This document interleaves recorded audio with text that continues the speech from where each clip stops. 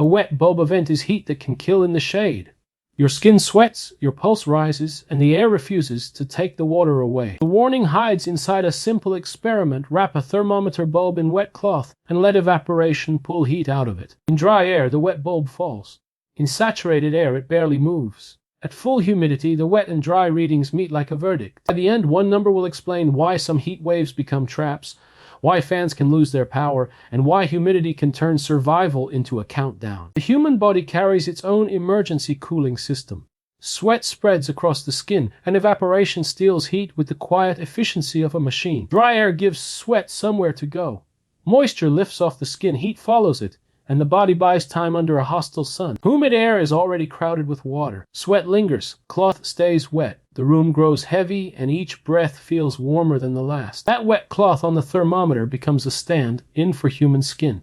The reading tells a cold truth about how much cooling the air will allow. For years, scientists pointed to 35 degrees Celsius wet bulb as an upper boundary, a point where even a healthy body in shade begins losing the battle. Laboratory evidence has pulled the danger line downward.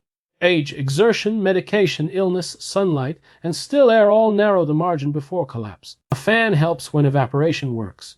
In saturated heat, moving air can become a cruel imitation of relief, pushing warmth over skin that cannot shed enough heat. Everything so far has been building to this wet bulb is less a weather statistic than a measurement of how much mercy remains in the air. The most dangerous room can be quiet.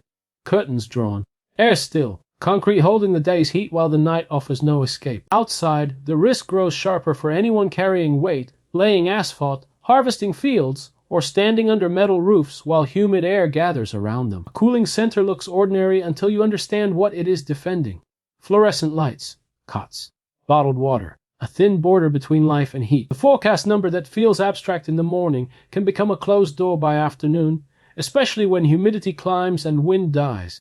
The final clue sits in the cloth itself. Full saturation, the wet cloth cannot give its water to the air.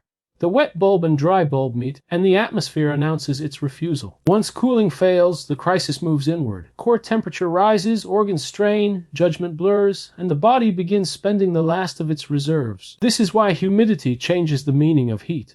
The danger hides in the air's appetite for water, in the narrow space between sweat and evaporation. A normal heat wave asks the body to endure. A wet bulb event asks the air to help, and when the air stays silent, the clock starts inside the skin.